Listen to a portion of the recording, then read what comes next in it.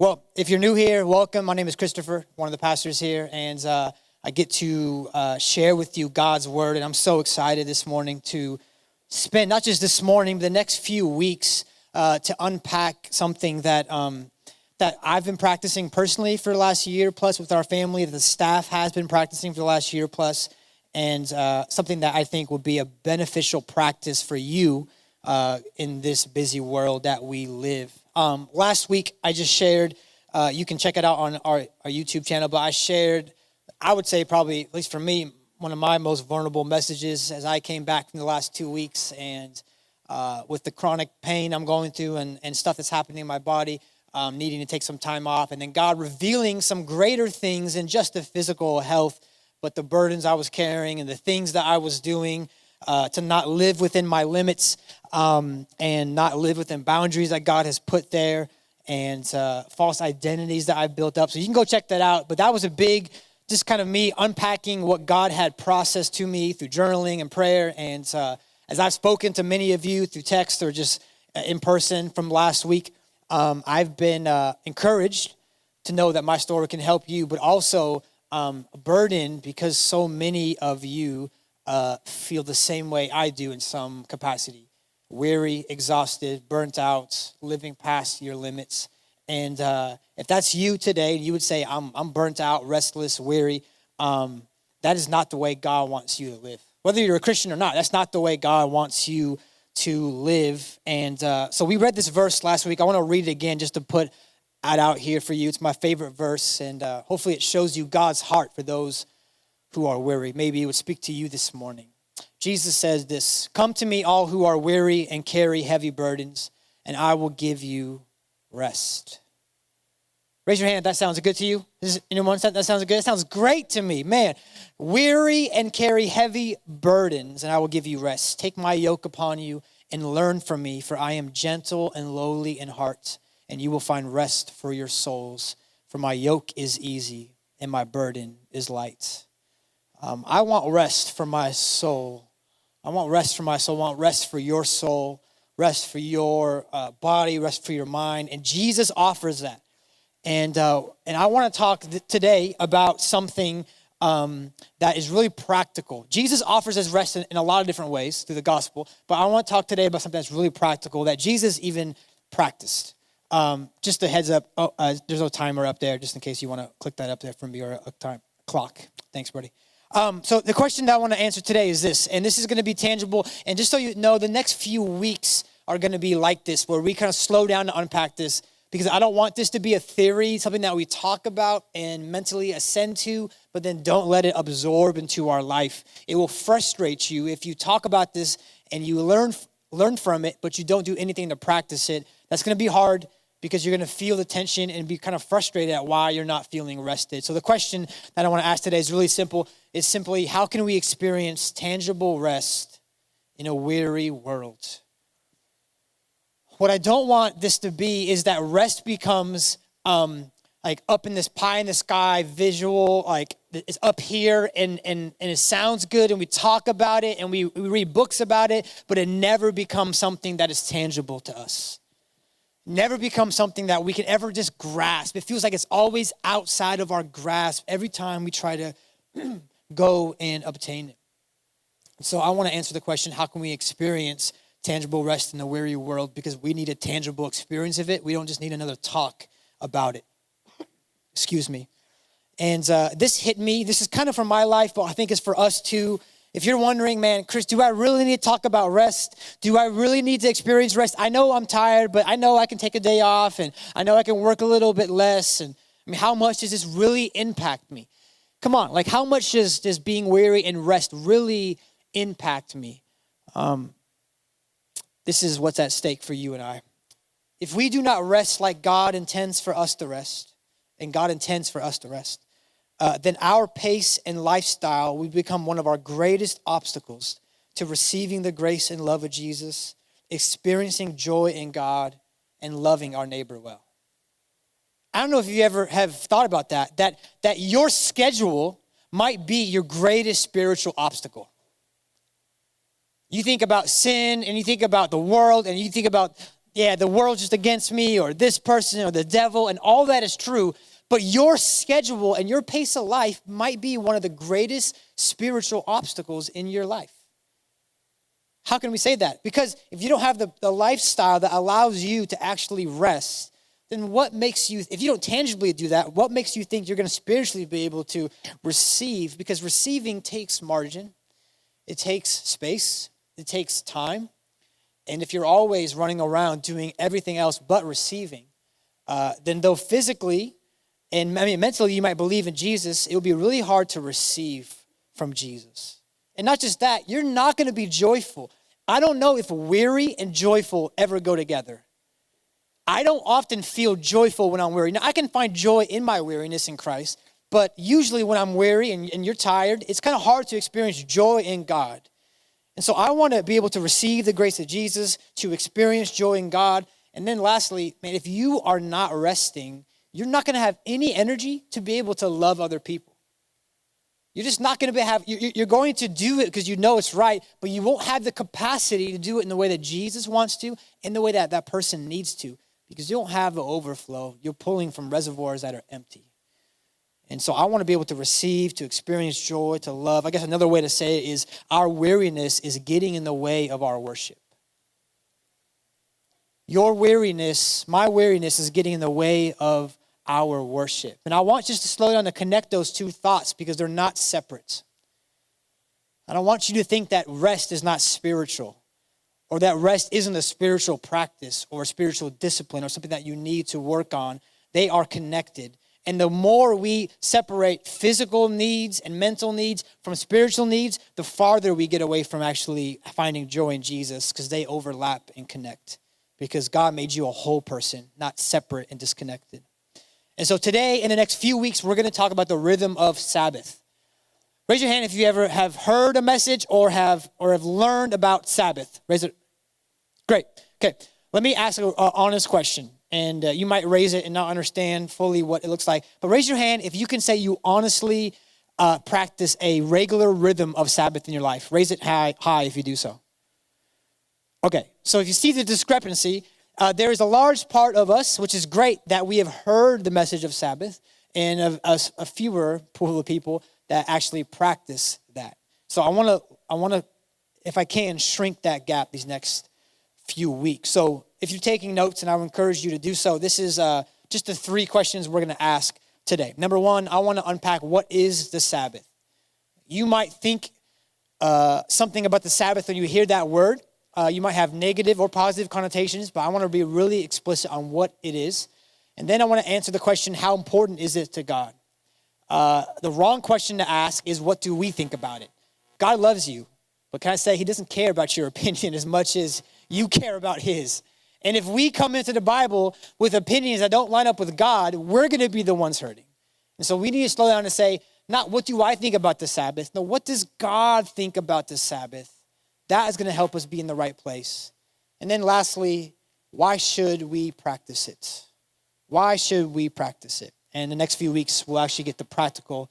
I don't want to rush to actually resolve all these messages every day. And so they'll be kind of stringed together.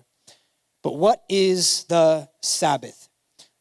Because I know you might start thinking when you hear Sabbath that it's just a day off from work.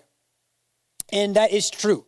Or it's just a vacation, or it's just me unplugging, or it's me doing what I want, or whatever you think a Sabbath is. Or you might just think it is an old law that was for the Israelites and it's not for me, and so I don't really think about it much. But let's go to where this idea started in Genesis chapter 2, and we'll work out from there. I want to move pretty fast through this first section so we can spend more time in the middle. What is the Sabbath? This is the second part of the creation story. So God's creating, and verse 1 says it's chapter 2.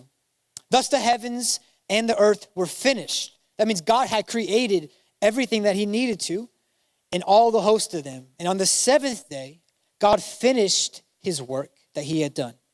And he rested on the 7th day from all his work that he had done. So God blessed the 7th day and made it holy because on it, God rested from all his work that he had done in creation. I don't know what comes to your mind when you think about the God of the Bible, but one of the first pictures we get of the God in the Bible is, number one, he's powerful. He can speak and cosmos explode. Like we sung today, one word and a billion stars come. That's how powerful he is. But one of the other images we get about God is that he works and he rests. Unlike any other ancient scriptures or religious kind of like program, there is no other God that does this, creates and rests. Now, this is where we get the word Sabbath from. We talk about rested from work. The word is actually Shabbat, and that means to stop. That's what the word means.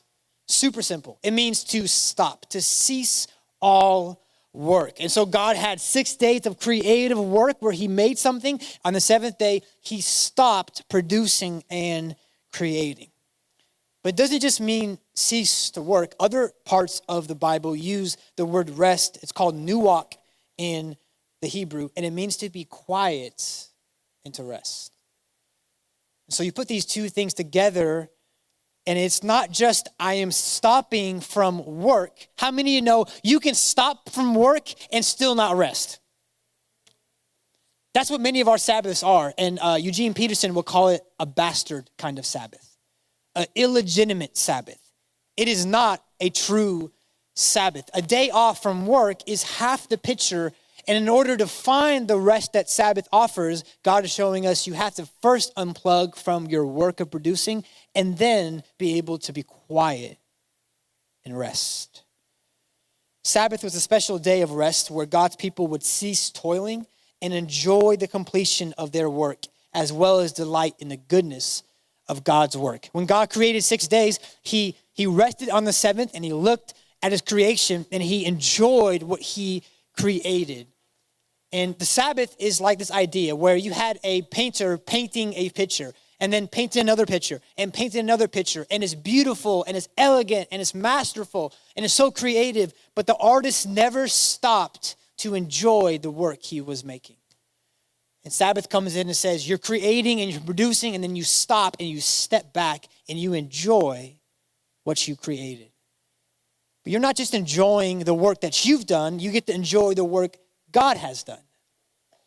You and I know that if we're so busy trying to create our own meaning in life and make sure we're the provider and the sustainer and the one holding families together and doing all this stuff, it's going to be really, really difficult to stop and enjoy the life that God has given you and created for you.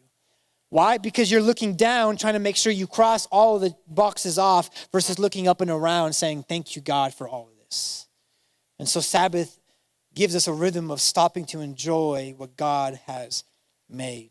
Now, I find it interesting in the verse, it says, God blessed the day and made it holy. Two things I want to show you that are so beautiful. Number one, in that passage, this is only the 2 chapters into the Bible, God had only blessed 2 things at that point. He only blessed 2 things. Can you guess what those 2 things are? Anyone know? You want to shout it out? What did God bless before the Sabbath? Yeah, animals. He blessed animals. He made animals and blessed them. And when he blessed the animals, he said, I'm making you to multiply, procreate, to expand. And then he blessed humans. And he blessed, it says God blessed the humans and ordered them to procreate, to multiply, to expand. So at this point in the story, God had blessed only 2 things, humans and animals, meaning that the Sabbath, God is saying, when he blessed the Sabbath, has the capacity to, in a sense, multiply and procreate and give life. That's crazy. See, the other days might feel like they're taking things from you. The Sabbath is supposed to give something to you. It's a big difference. It's a big difference. See, the Sabbath shows us that work is not bad and rest is not bad, that we need both. But if you're always working, you won't be able to receive. And this is what is so beautiful, that God's blessing is not just on a space or a certain day. It's on, like a Jewish scholar once said, a sacred moment in time. The Sabbath is a sacred, holy moment of time. It doesn't matter if it's Sunday to you or Wednesday or whatever day it is for you, or a moment, a couple hours. It is a blessed time that actually gives life to those who receive it. But it's not just blessed, it's made holy. And that's unique because that's the first time that the word holy is used in the Bible. And God makes, now he knows that we're holy later on, but he makes a day holy. The day of Sabbath was set apart. That's what the word holy means. I don't want you to think holy as like we're holy. That means like moral goodness. That's not what it means. In this word, in this context, it means set apart. Here's the 6 days of work, and then the Sabbath is set apart. It's not lumped into the 6 days. It's taken and set apart so it can be treated differently. And so that means that what you do on the 6th day should not be what you do on the 7th day. I know we know this, but the way you live and carry things on the 6th day should not be brought into the way you carry things on the 7th day. It is the day to be treated differently, a day uniquely dedicated to God in worship. And I know when you hear that, you hear like, oh man, so I got to go to church on Sabbath and I got to be like reading my Bible all day. And I used to think that when I was a new Christian, like, oh, the Lord's Day, Sunday is Sabbath. And so like right when I got saved, I went home and on Sundays went to church and then came back. And I remember like setting up my chair by the porch and I was like new Christian. So I was reading through like Leviticus and I remember falling asleep and drooling on my Bible. And I guess there's one way to receive rest from God is reading the Old Testament and letting it put you to sleep. But it's not the best way to receive rest from God. There are other ways. But I just thought, oh, it's the day of the Lord. I have to like make sure I'm always engaging. But that's not what he's saying here.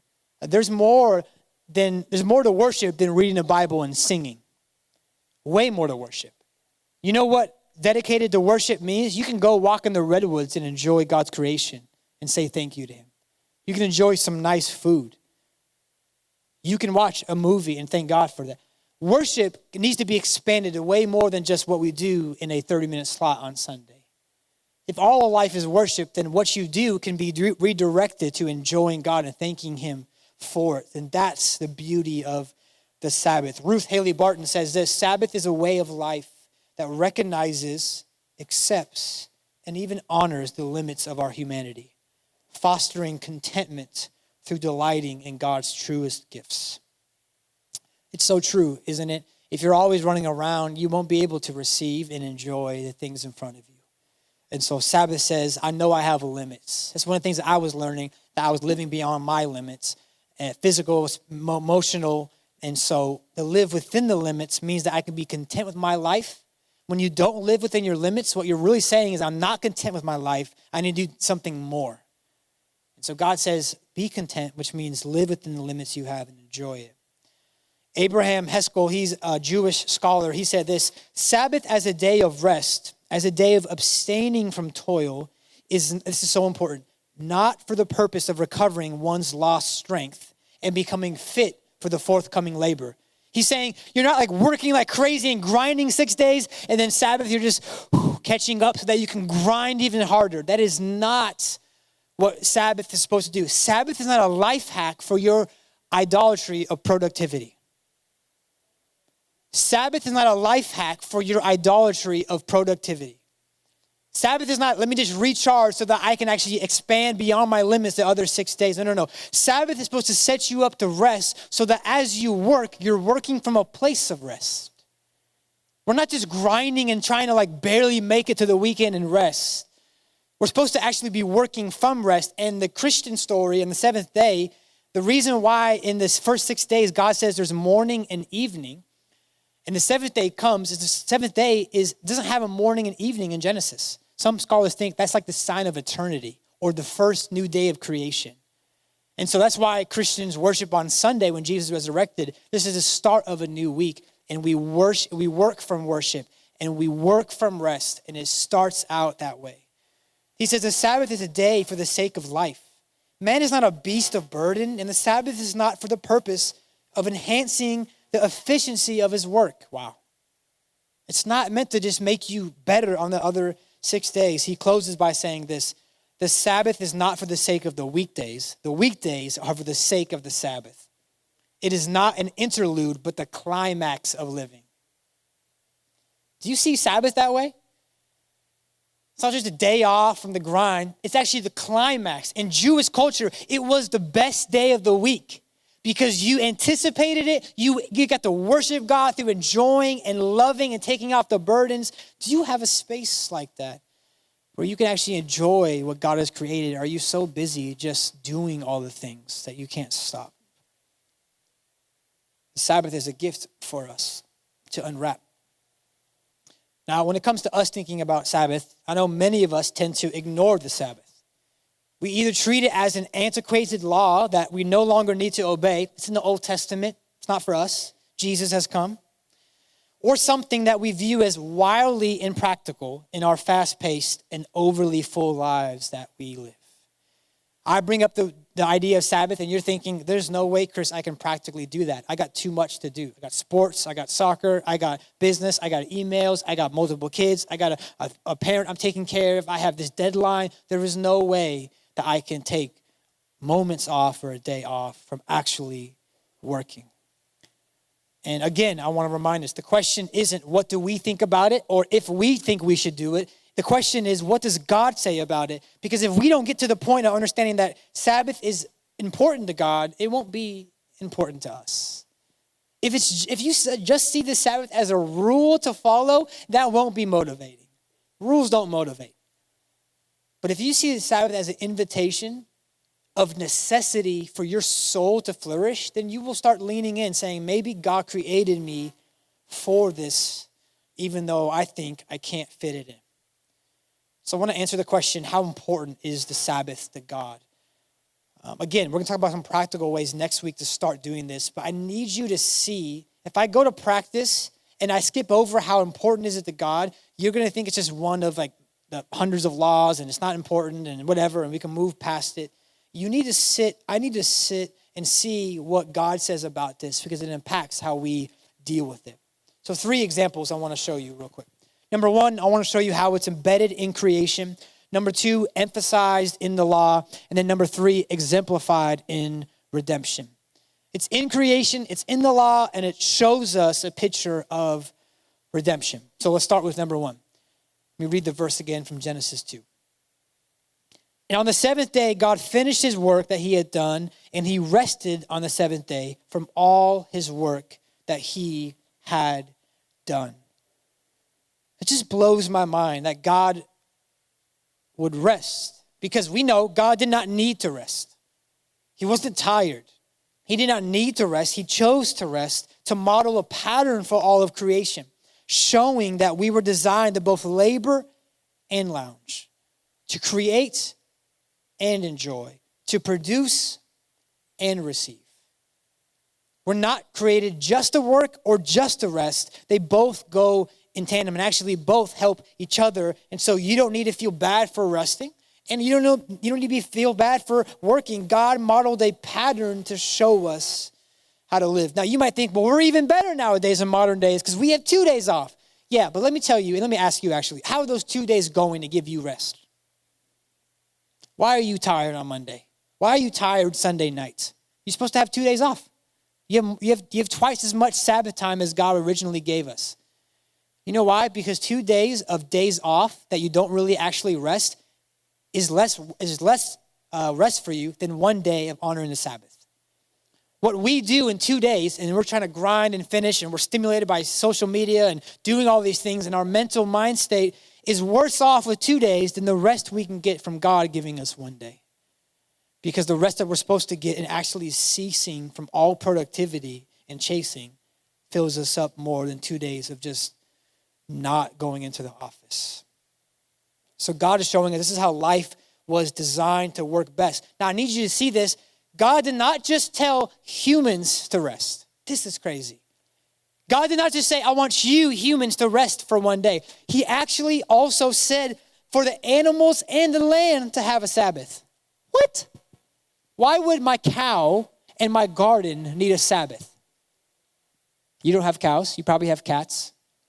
I think a cow is better than a cat, but you probably have a cat. God desired for your livestock and your land to have a break from constant producing. Why? Because if your livestock and your land was constantly producing, what does that mean? No, it means you're constantly producing. Who's the one tilling the soil every single day and every single season? Who's the one making your animals plow the field? You are. And so he says your animals need to rest as well. Not just for your sake, but also they are not created to work 7 days. And your land actually loses nutrients and won't be able to produce healthy food if you keep toiling in it and don't let the land rest. So physically, in the DNA of animals and humans and land, everything was created to rest. It's a part of creation. If things keep going, they break down.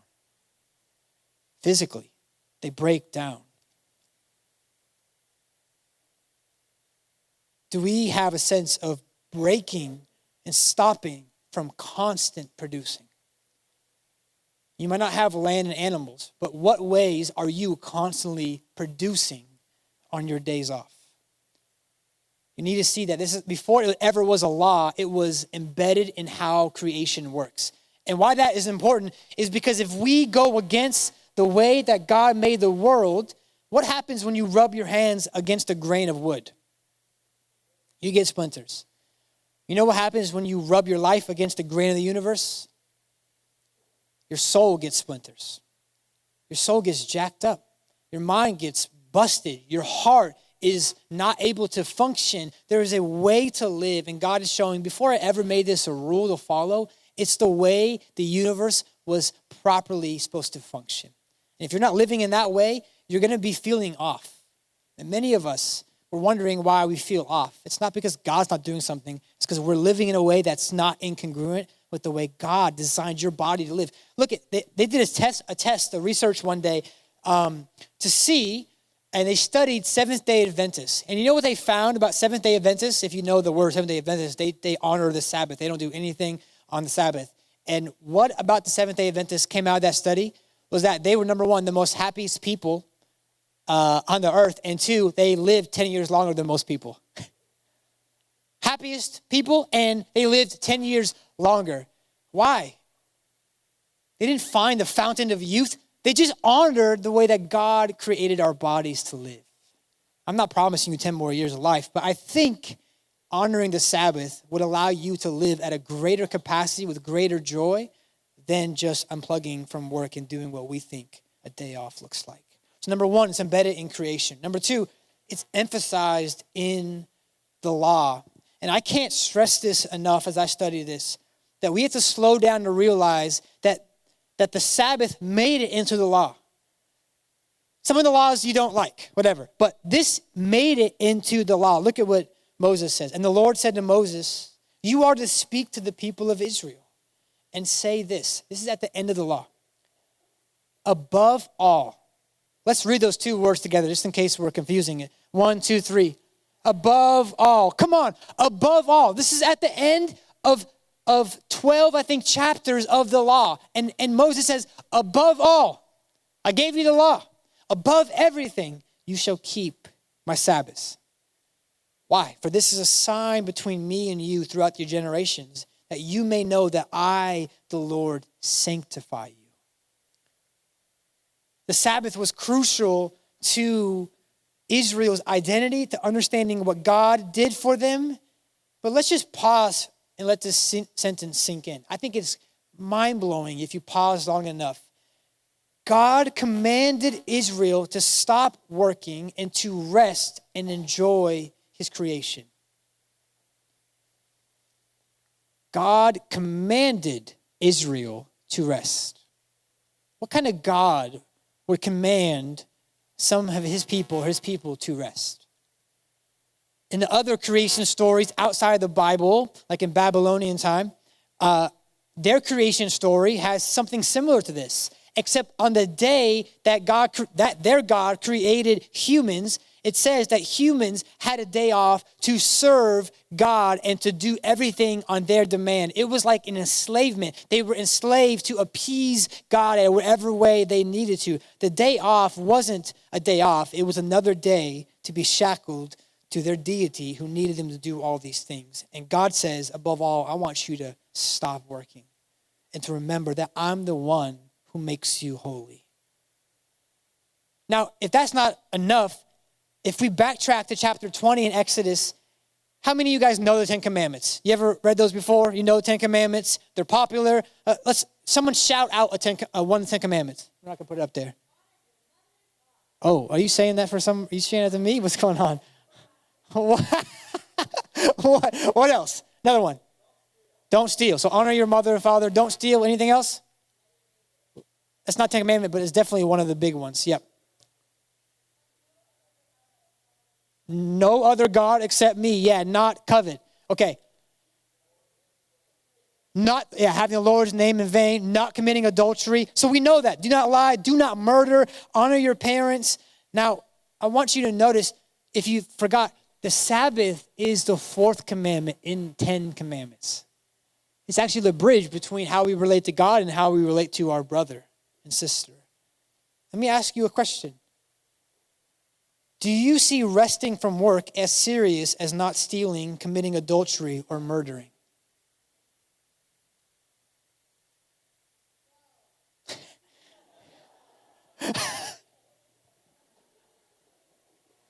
Johnny, you answer for all the adults in the room.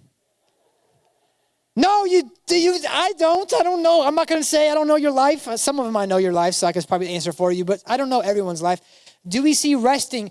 It's not like God said, well, 1 and 2 are important, 6 and 8, but like 4 and 3 are not. No. These are the 10 commandments. The first law that God gave to Israel to say, this is how you're going to live differently than the people of Egypt or any other nation. Now, this was like the bedrock of Western civilization. We still follow these. People still say, whether they're religious or not, yeah, it's a good idea. You shouldn't murder your neighbor. I mean, we're changing on the committing adultery thing, but no gods before me, don't lie. People are mostly like, yeah, that's a good idea. But in the middle of the 10 commandments is Sabbath. Why? Because God knew this had to be commanded for our good so that the rest can work. If you're not Sabbathing the way God created you, the way that, at least in Israel's time, they were supposed to, then I don't know how well you would be able to follow the other 9 commandments. I'm not saying that's the most important, but knowing my body, if I'm not resting, it's really hard to do everything else God created me to do. This is very big. That's why it's mentioned so many times in the scriptures. Number 1, it's embedded in creation. Number 2, it is one of the 10 commandments embedded in the law. It's repeated. It's the first law that God ever gives Israelites. It's in the 10 commandments, and it's the last law he gives them after explaining everything. Crazy. And then lastly, it's exemplified in redemption. What does that mean? Well, in Deuteronomy, Moses is repeating the law again, and he says this. He says it a little bit differently now, the Sabbath rule. He says, you shall remember that you were a slave in the land of Egypt. Remember, this is 40 years later. So about 40 years before, they were, for 400 plus years, slaves to Egypt. And Egypt was a horrible taskmaster who did not care about their rest. They had to produce work 7 days a week. And they were a slave in the land of Egypt. And the Lord your God brought you out from there with a mighty hand and an outstretched arm. Therefore, remember, you were a slave. Remember, God saved you. Therefore, the Lord your God commanded you to keep the Sabbath day. My mind goes to, what's the connection? Why do you have to remind me that I was a slave and then remind me that I need to keep the Sabbath? Why is God connecting the two? Because he is trying to connect them. That's the question I'm asking. What does Sabbath have to do with me remembering that God brought me out of slavery? I believe God connects their freedom from slavery to the keeping of Sabbath in order to remind Israel that it was God who delivered them, not their own works or hands. You see, what's so beautiful about Sabbath is you stop performing and producing and striving and doing and achieving, and you are only in a state of receiving and enjoying. And when you're in that state, you are reminded, at least Israel was, that I have a day where I don't have to produce like they did for 400 years. And so every week, they had a built-in reminder into the rhythm of creation that they are reminding that God is the one who saved them. God is their rescuer. God is their redeemer, not their hands and their work. I would say it's the same thing maybe as how Jesus instituted the Lord's Supper or communion. Every time you go to the Lord's table, you remind yourself it was the Lord's body and the Lord's blood who was shed for my salvation, not my good works. And the Sabbath becomes a shadow to see the substance of Jesus, saying you are not responsible for your salvation. God is. It reminded them that their salvation and their Savior was God. And that's beautiful because they had to produce 7 days a week before. Now God is saying you can rest because I'm the one who sanctifies you. You're not the one who sanctifies yourself. So it's in creation, it is in the law, it's showing us redemption. So to say that the Sabbath isn't crucial to the identity and lifestyle of God's people, I mean, if we're going to say that, we have to ignore the first half of the biblical story, because the first half of the biblical story is covered from page to page, from the opening until the end of the Sabbath practice and how everything revolved around them honoring the Sabbath. One of the reasons why Israel was put into captivity was because they did not let the land Sabbath and rest. Did you know that? One of the reasons why they were captive by Babylon and put into slavery was because they did not honor the Sabbath for themselves or for the land. It is that serious to God. And I hope you see it's so important to God. It's not a peripheral, which means we probably should lean in and say, maybe it's important to me, and maybe it's more important than I have actually given it over to be. From God's point of view, it's foundational. It's not just peripheral, it's foundational. Now, I know the question that you could ask, or the argument you can make is, I see it's important to Israel, but Jesus has come. And so a lot of what I hear from people as I talk about the Sabbath is, I don't think we need to do the Sabbath anymore because Jesus has come. And let me say this before I answer the question why we should practice it. The Bible does say that the Sabbath is a shadow of the substance, which is Christ. Everything back then was a shadow. Like the temple was a shadow of us being the temple. And fire on the altar was a shadow of the Holy Spirit's fire being in us. So everything was real, having real function then, and having a shadow cast down into the future, saying this is actually going to project the coming Savior. So everything pointed to Jesus. The sacrificial lamb was a shadow of the one coming that would save all of us. So everything pointed to that. But one of the dangers is we put Sabbath-like in sacrifices. Well, we don't have to do sacrifices anymore, so we don't have to do Sabbath anymore. And I think the question needs to be asked and changed from should we have to or do we have to why wouldn't we do it? I'm not here to argue for you. While I think it's important because it's in the 10 Commandments, I still think it's relevant as a command. You're not saved by the commands. So does your salvation depend on you keeping Sabbath? No. But let me tell you, if you don't rest like the way God intends you to rest, you might fall away from the Lord.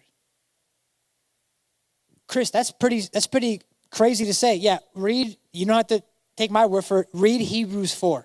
If you're questioning what I just said, that you might fall away from the Lord if you're not resting, read Hebrews 4.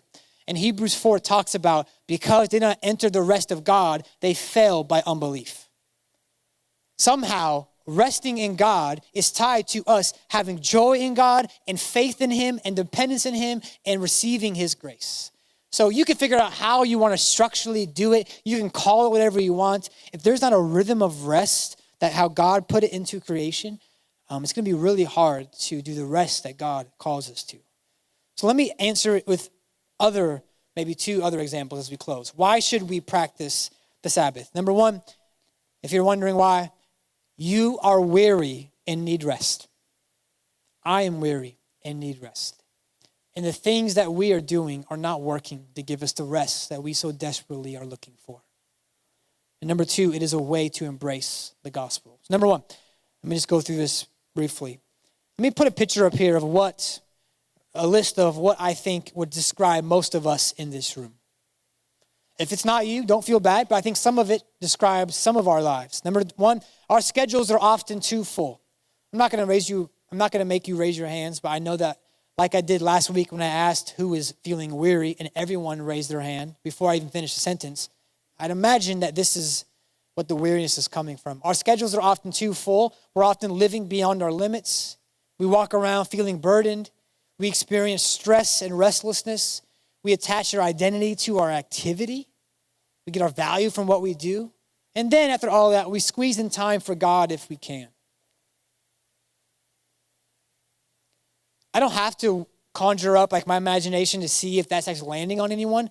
I meet with you. I know our people. And for the most part, that is unfortunately often described as how we go through our lives, especially the last one, because we're so busy.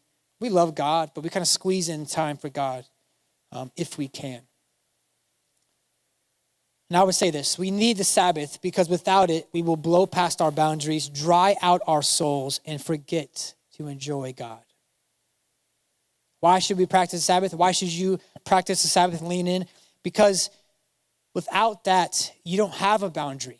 So even though you don't go into the office Saturday or Sunday, we're still going to pick up things and carry the mindset of producing and earning and achieving and performing and consumerism that will make us tired. And then we'll be confused. I didn't work, God, so why am I tired? And God is saying, it's not just not working. If you stop working and you don't quiet your mind, you're going to be exhausted. If you stop working and don't go into the office, but you don't actually fill up your soul with God, you're going to be exhausted. I was talking to someone the other day and they're like, yeah, I don't even know what rest looks like. I figured out, like, I'm starting to see that all I do is scroll and like go on Netflix. And again, I told you, we had Netflix at our house. We watch movies, but I don't ever feel rested after binge watching Netflix. I don't know who does. So while it's a fun thing to do, and I say enjoy it, if that's your idea of rest, and that's the only idea of rest you have, is just kind of unplugging and vegging out, you're not going to experience it. God wants our souls to flourish, not just stay intact so that we can go to the next day. God wants more for your life. Number 2, the Sabbath is a picture of the gospel and the final rest we have from having to earn our own righteousness. So do we have to submit to the Sabbath regulations like Israel did? No. But do we need to practice a rhythm of rest? Yes. Because the Sabbath is supposed to point us to Jesus. The Sabbath is supposed to help us see that you're not the one earning your righteousness. It's not your works. And so what would happen? Some of us are too afraid to actually stop. We've built our identity around doing so much that we're afraid that if we stop, we don't have any value anymore. This is one of the reasons why I didn't stop. I felt like my identity, my false identity, was built around pushing through my tiredness and performing and working hard. And while that's great for you because you get a good product of your pastor working hard, it's bad for the model of Jesus because if I'm working hard past my limits, I am not doing the other things God had called me to do with the way I'm supposed to do them. And some of us, we had the laptop on too late at night, checking emails constantly. Well, I don't know what it is for you. You're constantly spinning your head, and so it's going to be hard to actually see the gospel in full light because you're always in the mode of earning and achieving. Look at this verse in Hebrews. So then there remains a Sabbath rest for the people of God. For whoever has entered God's rest has also rested from his works as God did from his. So beautiful. When you enter the Sabbath rest, he's not even saying, he doesn't use the word Sabbath like is in the Bible like we know. This word is not used anywhere else in the Bible. Sabbath rest is not just a day of Sabbath, it's the way of life that the Sabbath brings you. When you enter the Sabbath rest for the people of God, when you do that, you've entered a rest that says, I am resting from my works. Now, what is the Bible saying here? It's a play on words. God rested from his works on the seventh day, and God is calling us to rest from our works forever. In the gospel, you can rest from having to perform and earn for God. But see, you're going to be fighting against the gospel you believe in your heart if you're constantly put in positions of earning and achieving. So why do we need the Sabbath? Ceasing from all our achieving and chasing, hustling, planning, and performing is one of the most effective and powerful ways to remind our weary hearts that we are saved by God's grace and sustained by the power of God's Spirit alone. You want to know why you should practice the Sabbath and figure out how to do it well? Is because it's one of the most effective and powerful ways to remind your weary heart that it is God's grace that saves you, not how well you do. It's God's hand that holds you, not your grip and hand and hold on God. It is God's Spirit that sustains you, not your Bible knowledge or your church attendance or how much you pray. It is God's Spirit that sustains you. And our bodies will speak to our minds. If we're constantly weary, it's going to be projected onto our view of God and projected onto the view of the world. And so one of the best things we can do is just stop so that we can practically receive rest and in our soul, spiritually, emotionally, receive the gospel. It's bigger than just saying, can I unplug from work? It is saying, what can I do to posture my life in a way where the gospel becomes more real to me every single day? I don't want to be found fighting with my lifestyle against the very gospel I'm holding on to. Maybe the friction and tension you feel in your life is because you believe the gospel with your heart and mind and you say yes to Jesus, but you're living in a way contrary to the rest that God offers through the gospel. And that's going to create conflict. And so God is saying the Sabbath is not another rule to keep. God is saying the Sabbath is a gift from me to be opened. Don't look at the Sabbath as a rule to keep. Look at it as a gift from God to be opened. Why wouldn't you want to receive that gift?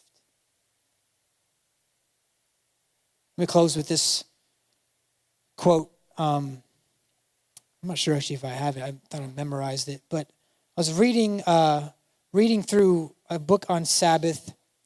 And one of the things they said was that the problem we have with Sabbath is not our overexhaustion. It's not like I can't accept the Sabbath because I'm working too hard. What's underneath us not stopping and enjoying and delighting in God's creation in Sabbath is that we really don't think deep down that God actually wants to give us that much joy and that we're worthy of it. We might think the war is that we have to get out of like not overworking and exhaustion. But what this author says is really what's deep down is that we don't think we deserve it. When I was talking to my counselor about the sabbatical and the 2 weeks off, one of the questions he said to me was, do you deserve a sabbatical? And I looked at him and I couldn't answer the question. Do you deserve time off, Chris? I was like, I hate you, man. I pay you money to ask questions I don't want to answer. And I looked at him and I was struggling to answer. And I said, yeah, I think I deserve it. If that's what you're asking me, I work hard. And he said, look, Chris, I know you. I've been meeting you for the last year and a half. Yes, you deserve it for sure.